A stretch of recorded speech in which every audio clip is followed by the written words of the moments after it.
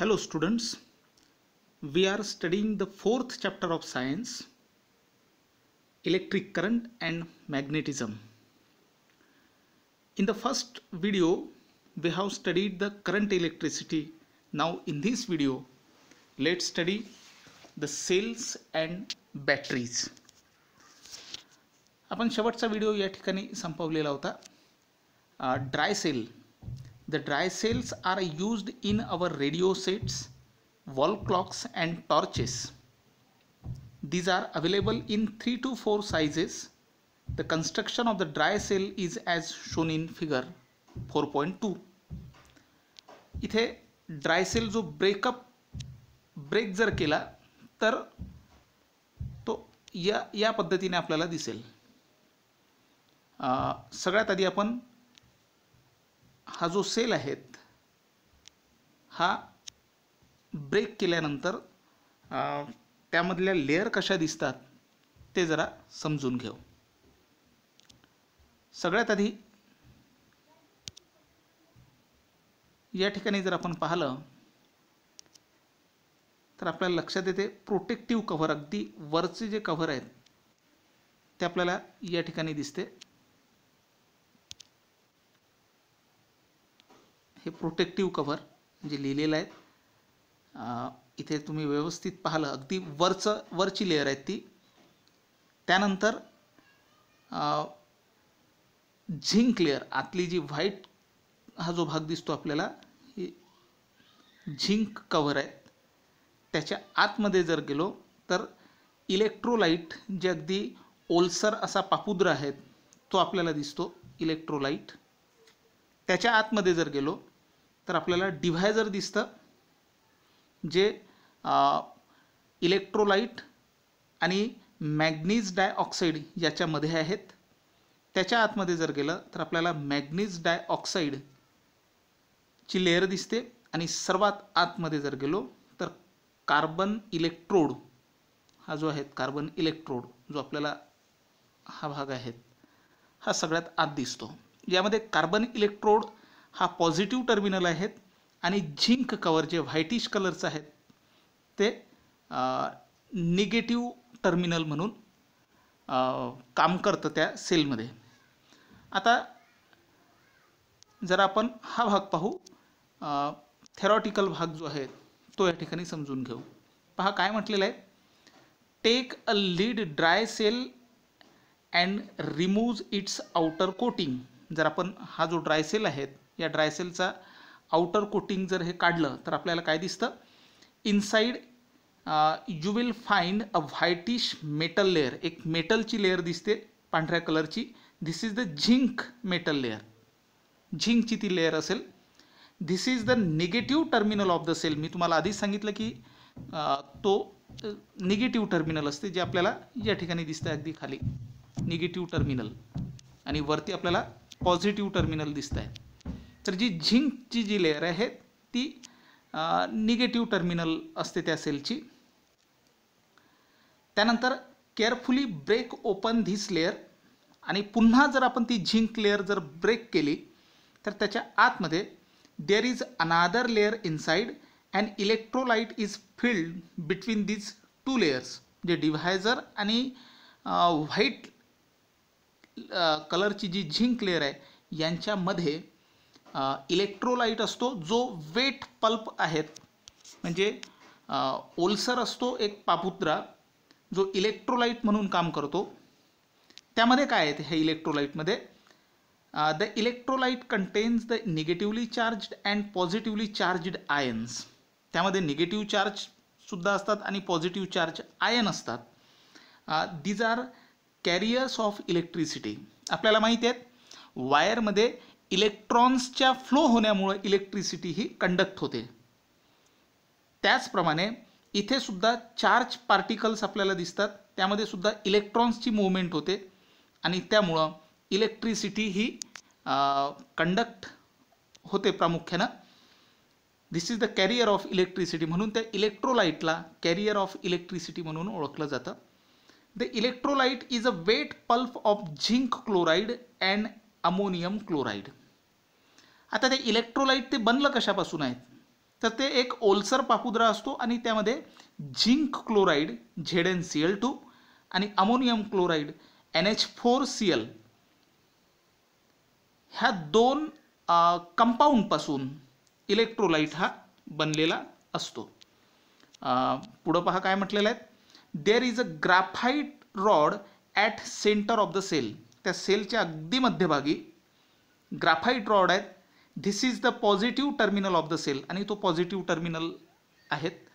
जसा zinc layer ही negative terminal म्हणून काम करते, तसाच ग्राफाईट जो रॉड आहे, ग्राफाईट म्हणजे काय तर तो कार्बन रॉड आहे. कार्बनचे वेगवेगळे जे प्रकार आहेत त्यामधला ग्राफाईट हा एक भाग आहेत. ग्राफाईट हा एक प्रकार आहे आणि तो पॉझिटिव्ह टर्मिनल म्हणून या ठिकाणी काम करतो. A paste of manganese dioxide MnO2 is filled outside the rod. मी तुम्हाला आधीच म्हटलं की त्या रॉडच्या बाहेर जी लेअर आहे ती मॅंगनीज डायऑक्साईडची आहेत. Is filled outside the rod because of the chemical reactions of all these chemicals, electrical charge is produced on the two terminals, graphite rod and zinc layer, and an electric current flows in the circuit. हा manganese डायऑक्साईडचे जो paste आहेत जो graphite रॉडच्या बाहेर outer लेअरमध्ये आपल्याला दिसत आहेत, तर त्याचं नेमकं काय काम आहे, तर तो जे केमिकल रिॲक्शन्स आहेत त्या व्यवस्थित सुरळीतपणे चालवण्यासाठी एक मदत म्हणून काम करतात. आणि ग्राफाईट रॉडवरती पॉझिटिव्ह चार्ज आणि झिंक लेअरवरती निगेटिव्ह चार्ज हे निर्माण करण्यासाठी मदत म्हणून मॅंगनीज डायऑक्साईड हे काम करतं त्या ठिकाणी. पुढं आपल्याला लक्षात येतं, due to the wet pulp used in this layer. आता वेट पल्प म्हणजे आपल्याला माहिती आहेत की काय आहे, ते इलेक्ट्रोलाइट आहेत. तर त्या सेलमधला जो इलेक्ट्रोलाइट आहे, the chemical reaction proceed very slowly. ती रिॲक्शन एकदम वेगाने होऊ नये, ती स्लोली व्हावीत. आणि आपल्याला माहिती आहे की सेल हे काय करतं, तर कॉन्स्टंट पोटेन्शियल डिफरन्स मेंटेन करण्याचं काम सेल करतो. हे आपण मागच्या व्हिडिओमध्ये पाहिलेलं आहे. तर स्लोली जेव्हा ही प्रक्रिया कंटिन्युअस चालत राहते त्यावेळेस कॉन्स्टंटली पोटेन्शियल डिफरन्स हे अप्लाय होतं आणि त्या सेलमधलं हे महत्त्वाचं काम इलेक्ट्रोलाइट करतं.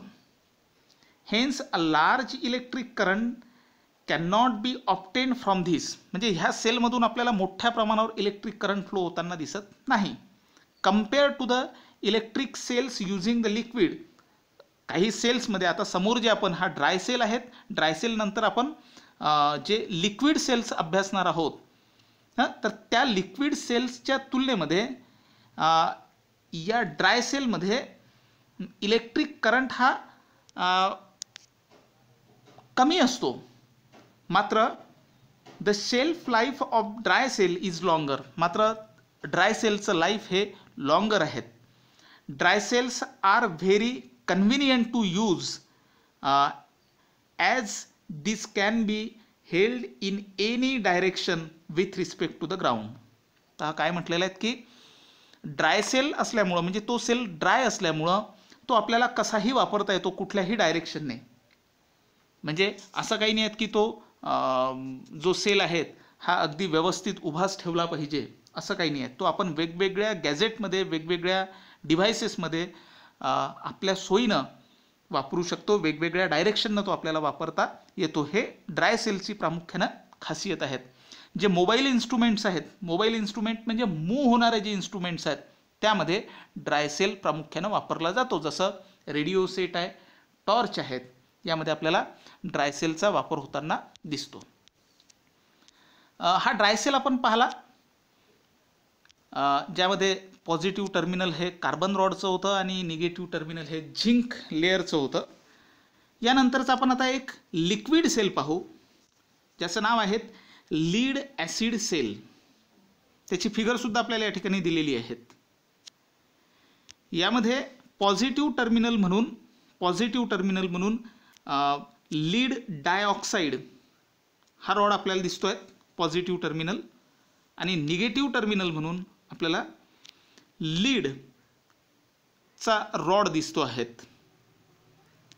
पॉझिटिव्ह टर्मिनल लीड डायऑक्साईड आणि निगेटिव्ह टर्मिनल हे लीड चा रॉड आपल्याला या ठिकाणी दिसतो आहेत. आणि ह्या दोनही पॉझिटिव्ह टर्मिनल आणि निगेटिव्ह टर्मिनल हे एका लिक्विडमध्ये बुडवलेले आहेत. ते लिक्विड आहेत डायल्यूट सल्फ्युरिक ॲसिड, जे इलेक्ट्रोलाइट म्हणून काम करतं. जसं आपण ड्रायसेलमध्ये पाहिलं होतं की झिंक क्लोराईड आणि अमोनियम क्लोराईड पासून बनलेलं जे वेट पल्प होतं ते इलेक्ट्रोलाइट होतं. इथे इलेक्ट्रोलाइट हे डायल्यूट सल्फ्युरिक ॲसिड आहेत अगदी लिक्विड फॉर्ममध्ये, आणि त्यामध्ये हे दोन रॉड जे आहेत पॉझिटिव्ह टर्मिनल आणि निगेटिव्ह टर्मिनल हे दोन्ही रॉड हे बुडवलेले आपल्याला दिसतात. यामध्ये जे दोनही पॉझिटिव्ह आणि निगेटिव्ह टर्मिनल आहेत हे लीडपासून बनलेले आहेत, हे लक्षात येतं, नावावरूनच आपल्याला लक्षात येतं. आणि यामध्ये ॲसिड म्हणून सल्फ्युरिक ॲसिड आहेत. यावरून या सेलला लीड ॲसिड सेल असं म्हटलं जातं. आता इथे पहा काय म्हटलेलं आहे. Figure 4.3 depicts the design of the lead acid cell. Let us examine its principle. This type of cell can be recharged after getting electrically discharged. ह्या सेलचं वैशिष्ट्य असं आहे की हा सेल डिस्चार्ज झाल्यानंतर आपल्याला पुन्हा चार्ज करता येतो. आपण आधी ड्रायसेल शिकलो, मात्र तो ड्रायसेल आपल्याला चार्ज करता येत नाही. ठीक आहे. हा जो सेल आहे लीड ॲसिड सेल, हा आपल्याला डिस्चार्ज झाल्यानंतर चार्ज करता येतो. The lead acid cell contains the lead electrode and lead oxide electrode and both are deep in the dilute sulphuric acid. PbO2 म्हणजे हा झाला lead dioxide electrode, carries the positive charge while the Pb electrode carries the negative charge. The potential difference between these two is nearly 2 volt. आपण पाहिलं ड्रायसेल जो आहे त्याचं potential difference प्रामुख्यानं 1 volt 1.5 volt असं असतं. याचं पोटेन्शियल डिफरन्स जे आहेत हे 2 व्होल्टचं आहेत. म्हणजे जास्त पोटेन्शियल डिफरन्स प्रोड्यूस करण्याचं काम हा सेल करतो. Because of the chemical reaction between the substances in the cell. ह्या सेलमध्ये जे सबस्टन्सेस आहेत, लीड डायऑक्साईडचा रॉड असो, लीड जो आहेत लीड रॉड असो की सल्फ्युरिक ॲसिड, यांच्यामध्ये जे रिॲक्शन्स होते त्याच्यामुळं जास्त पोटेन्शियल डिफरन्स हे प्रोड्यूस होतं. आणि जास्त पोटेन्शियल डिफरन्स जर प्रोड्यूस झालं तर जास्त इलेक्ट्रिक करंट हा फ्लो होईल. And electric current flows through the load. आता लोड म्हणजे या ठिकाणी जे रेजिस्टर्स आहेत, रेजिस्टन्स म्हणून जसं बल्ब आहेत किंवा वेगवेगळे इलेक्ट्रिकवरचे इक्विपमेंट आहेत, त्याला प्रामुख्यानं लोड म्हटलं जातं. कारण खरं लोड जे आहेत ते त्या इक्विपमेंटवर मुळं येतं या सेलवरती. पुढं पहा काय म्हटलेलं आहे. आता आपण 2 सेल पाहिले, पहिला ड्राय सेल, दुसरा लीड ॲसिड सेल. पुढे पहा काय म्हटलेलं आहे. This kind of the electric cell have a capacity to deliver the large current. म्हणजे ड्राय सेलच्या तुलनेमध्ये लीड ॲसिड जो सेल आहेत याच्यामध्ये जास्त इलेक्ट्रिक करंट हा प्रोड्यूस होतो आणि त्यामुळं जे हेवी इक्विपमेंट आहेत त्यामध्ये प्रामुख्यानं लीड ॲसिड सेल वापरला जातो. Hence the lead acid cell are used in cars, trucks, motorcycles and uninterrupted power supply. जे कॉम्प्युटरमध्ये UPS असतं, ज्याचा लॉंग फॉर्म इथे दिलेला आहे, अनइंटरप्टेड पॉवर सप्लाय. तर ते त्या UPSमध्ये असो, कारमध्ये, ट्रकमध्ये, मोटरसायकलमध्ये जो सेल वापरला जातो तो सेल प्रामुख्यानं लीड ॲसिड सेल असतो. त्यानंतरच आहेत nickel cadmium cell. These days A variety of gadgets are available which are required to be carried to the different places. Such gadgets use nickel cadmium cells. The cells deliver 1.2 volt potential difference and are rechargeable. म्हणजे जसा acid जो आपण हा वरचा lead acid जो sale पाहिला त्यामध्ये liquid असतं, मात्र ते लिक्विड त्यामध्ये असल्यामुळं तो फारसा कन्व्हिनियंट नाही आहे वापरण्यासाठी आणि तो मात्र रिचार्जेबल आहेत, जो ड्राय सेल नाही आहेत. मात्र हा निकेल कॅडमियम सेल जो आहेत यामध्ये दोन्ही वैशिष्ट्य आहेत. हा एक रिचार्जेबलही आहेत आणि वापरण्यासाठी कन्व्हिनियंटसुद्धा आहेत. आणि पोटेन्शियल डिफरन्स तुलनेनं लीड ॲसिड सेलच्या तुलनेत कमी निर्माण होते, मात्र तरी 1.2 व्होल्ट पोटेन्शियल डिफरन्स याच्यामध्ये सुद्धा तयार होतं. आणि म्हणून जे जास्त मूव्ह होणारे मोबाईल इन्स्ट्रुमेंट्स आहेत, मूव्ह होणारे जे इन्स्ट्रुमेंट्स आहेत त्यामध्ये प्रामुख्यानं हा निकेल कॅडमियम सेल वापरला जातो. म्हणजे जसं स्मार्टफोन आहेत, लॅपटॉप आहेत, आधी हे सेल प्रामुख्यानं वापरले जायचे. त्याचप्रमाणे ड्रिलिंग मशीन आहेत किंवा काही गार्डनिंगचे टूल्स आहेत, यामध्ये हा सेल प्रामुख्यानं वापरला जायचा, आधी वापरला जायचा. मात्र आता याच्यामध्ये सुद्धा ॲडव्हान्स आलेले आहेत. निकेल कॅडमियम सेलपेक्षाही ॲडव्हान्स सेल सध्या आहेत, ते म्हणजे लिथियम आयन सेल, जे आपल्याला इथे रिसर्चमध्ये दिसत आहेत. म्हणजे आपण सुरुवातीला ड्राय सेल पाहिले, त्यानंतर लीड ॲसिड सेल पाहिला, त्यानंतर निकेल कॅडमियम सेल पाहिला. हा जो निकेल कॅडमियम सेल आहेत यामध्ये हा जो निकेल कॅडमियम सेल आहेत यामध्ये निकेल ऑक्साईड हा पॉझिटिव्ह टर्मिनल म्हणून काम करतो आणि कॅडमियम चा जो इलेक्ट्रोड आहेत हा निगेटिव्ह टर्मिनल म्हणून काम करतो. ठीक आहे. आता त्याहीपेक्षा ॲडव्हान्स जे सेल आहेत ते म्हणजे लिथियम आयन सेल्स. हा चौथ्या प्रकारचा सेल आपण पाहत आहोत. हे लिथियम आयन सेल्स जे आहेत हे खऱ्या अर्थानं आजकाल मोबाईलमध्ये, स्मार्टफोनमध्ये, लॅपटॉपमध्ये, टॅबलेटमध्ये वापरले जातात. तुम्ही जर पाहिलं ते मोबाईलमध्ये काय काय आहेत, बॅटरी कोणती आहेत, तर त्यामध्ये तुम्हाला लिथियम आयन सेल दिसेल. तर lithium ion cells are used in the modern equipments, for examples smartphone, laptop etcetera. These cells can be recharge, हे पण रिचार्ज होतात. More electrical energy can be stored in these cells as compare to the nickel cadmium cells. जे आपण आधीचे nickel cadmium sale पाहिले त्यापेक्षा जास्त electricity यामध्ये स्टोअर्ड होते आणि जास्त इफेक्टिव्हली ते काम करतात. आणि त्यामुळं आपण जे कोणते गॅजेट्स वापरतो त्यामध्ये आपल्याला फारसा त्रास होत नाहीत. आपला मोबाईल असो, लॅपटॉप असो, हा लवकर डिस्चार्ज होत नाहीत, कारण आधीच्या सेलपेक्षा आताचे हे जे सेल आहेत लिथियम आयन सेल हे जास्त ॲडव्हान्स आहेत, हे आपल्याला लक्षात येतं. त्यानंतर आता जरा ही एक फिगर आपण पाहू. सेल होल्डर, यामध्ये सेल आपल्याला वापरता येतात. 1 2 3 4 5 6 सेल यामध्ये आपल्याला वापरता येईल. आणि हे 6ही सेल जर आपण यामध्ये लावले तर 6 पट पोटेन्शियल डिफरन्स निर्माण होतं. म्हणजे जास्त आपल्याला जर इलेक्ट्रिसिटी पाहिजे असेल तर त्यासाठी हे सेल होल्डर चांगलं काम करतं. आता आपण पाहू इथे electric current. Electric current, when a cell holder, an electric bulb and plug key are connected by connecting wires as shown in the figure 4.4b. He figure आहे ती. इथे आपल्याला एक डायग्राम दिलेली आहेत ज्यामध्ये सेल आहेत, प्लग की आहेत आणि इलेक्ट्रिक बल्ब आहेत. हे वायरने जोडलेले आहेत. प्लग की या ठिकाणी ओपन आहेत, म्हणजे ते जे आपल्याला आहेत हे कनेक्ट झालेले नाही दिसत आहेत. जेव्हा ते कनेक्ट होईल, म्हणजे जेव्हा प्लग की ही क्लोज होईल त्यावेळेस यामधून इलेक्ट्रिक करंट हा फ्लो होईल. बरोबर आहे. इथे पोटेन्शियल डिफरन्ससाठी सेलसुद्धा दिलेले आहेत. सेल म्हणजेच या ठिकाणी सेल होल्डर म्हणून वापरलेलं आहेत.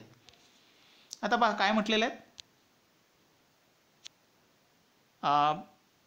Dry cell is fitted in the holder, त्या होल्डरमध्ये जर आपण ड्राय सेल लावला, then the bulb lights up by closing the plug key. जशी प्लग की आता ओपन आपण त्या फिगरमध्ये पाहिली, जशी ती क्लोज होईल म्हणजे त्याचे जे दोन्ही टर्मिनल ते कनेक्ट होईल, त्यावेळेस इलेक्ट्रिक करंट हा त्या वायरमधून फ्लो व्हायला लागेल आणि अशा वेळेस लाईट हे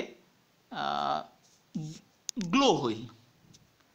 This means that the current flows through the circuit and bulb lights up. On the removal of the cell, the electric current flowing through the circuit stops as indicated by the bulb which ceases to glow. म्हणजे जसं आपण sale काढून घेऊ तसंच electric current flow होणं बंद होईल आणि लाईट्स हे सुद्धा बंद होईल. This type of the connection of the electric components is called electrical circuit. A circuit is shown in figure 4.4b. The cell is shown by the symbol. हा सेलचा symbol आहे, हे आपण आधीच पाहिलेलं होतं. त्यानंतर an electrical circuit is also used in the home supply. आपल्या घरामध्ये जसं हे इलेक्ट्रिकल सर्किट आपल्याला इथे सेल दिसत आहेत, प्लग की दिसत आहेत, इलेक्ट्रिक बल्ब दिसत आहेत, अगदी असंच आपल्या घरामध्ये सुद्धा इलेक्ट्रिक बल्ब असो, इलेक्ट्रिक फॅन्स असो, प्लग की म्हणजेच बटन झाली ती, बटन असो, मात्र सेल आपल्याला आपल्या घरामध्ये दिसत नाहीत. मात्र बाहेरून येणारी जी इलेक्ट्रिसिटी आपल्या घराच्या बाहेरून MACBतून जी आपल्याला लाईन मिळते ती सेलसारखंच काम करते, मात्र ते पोटेन्शियल डिफरन्स त्याचं जास्त असतं. An electrical circuit is also used in home supply. However, the electricity supply is made from outside. म्हणजे instead of the electric cell, सेलच्या ऐवजी आपल्याला घराच्या बाहेरून MACB मधून लाईन मिळते. You will learn about it later. याचा डिटेल अभ्यास आपण पुढे करू. Connecting cells. कनेक्टिंग सेल्स आपल्याला इथे सेल होल्डर किंवा ह्या फिगर आपल्याला पाहाव्या लागतील. इथे पहा तुम्हाला दिसते ही फिगर पाहू आपण पहिल्यांदा. इथे दोन सेल आपल्याला दिसत आहेत आणि दोन सेल हे सिरीजमध्ये लावलेले आहेत. ठीक आहे, म्हणजे एका सेलचा पॉझिटिव्ह टर्मिनल हा दुसऱ्या सेलच्या निगेटिव्ह टर्मिनल सोबत आपल्याला अटॅच झालेला दिसतो. इथे सुद्धा आपल्याला 4 सेल दिसतात आणि जर आपण इथे पाहिलं तर लक्षात येतं की इथे जर आपण पाहिलं तर आपल्याला लक्षात येईल की हा पहिला सेल आहे. पहिल्या सेलची पॉझिटिव्ह टर्मिनल हे दुसऱ्या सेलच्या निगेटिव्ह टर्मिनल सोबत जोडलेली आहेत. दुसऱ्या सेलची पॉझिटिव्ह टर्मिनल तिसऱ्या सेलच्या निगेटिव्ह टर्मिनल सोबत जोडलेली आहेत. तिसऱ्या सेलची पॉझिटिव्ह टर्मिनल चौथ्या सेलच्या निगेटिव्ह टर्मिनल सोबत जोडलेली आहेत. हे आपल्याला या ठिकाणी लक्षात येऊन राहिलेलं आहे. अशा सिरीजमध्ये ह्या सेल लावल्यामुळं काय होतं की हे सेल आपण सिरीजमध्ये लावल्यामुळं पोटेन्शियल डिफरन्स एका सेलचं जर 1 व्होल्ट असेल तर आपल्याला टोटल पोटेन्शियल डिफरन्स हे 1 व्होल्ट अधिक 1 व्होल्ट अधिक 1 व्होल्ट अधिक 1 व्होल्ट असे 4 व्होल्ट एवढं पोटेन्शियल डिफरन्स आपल्याला मिळतं. म्हणजे आणि जास्त पोटेन्शियल डिफरन्स म्हणजे जास्त इलेक्ट्रिक करंट आपल्याला वायरमध्ये मिळतो, ज्यावर आपल्याला जास्त हेवी लोड असणारे इक्विपमेंट्स हे काम करताना दिसतात. तर आता काय म्हटलेलं आहे जरा ते आपण समजून घेऊ. पहा काय म्हटलेलं आहे. Connecting cells. You must have seen the more than one electric cells connecting in an electrical circuit. आताच आपण ती फिगर पाहिली. In the transistor radio, 2 to 3 dry cells are seen to be connected in series. The purpose of doing this is to obtain the more potential difference than that of the single cell. Single cell पेक्षा आपल्याला जास्त potential difference मिळतं. Therefore, it is possible to obtain higher current if the cells are connected as seen in the figure 4.5b. जे आपण पाहिलं सिरीजमध्ये सगळे cells attach केलेले आपण पाहिले. The connection of the cell is known as battery of the cells. म्हणजे हे वेगवेगळे जे ड्राय सेल्स आहेत ते सिरीजमध्ये लावल्यानं एकत्रित आपल्याला जास्त पोटेन्शियल डिफरन्स मिळतं, त्याला बॅटरी ऑफ सेल्स म्हटलं जातं. म्हणजे सेल्सची ती बॅटरी आहे असं म्हटलं जातं. In this series connection, the positive terminal of the one cell is connected to the negative terminal of the second cell, and positive terminal of the second cell is connected to the negative terminal of the third cell. Therefore, if each cell has has a potential difference 1 volt, the total potential difference of 3 cells will be 3 volt. हे आपण आता समजून घेतलेलं आहे. पुढे पहा, शेवटी आपल्याला एक प्रश्न विचारलेला आहे. Use your brain power.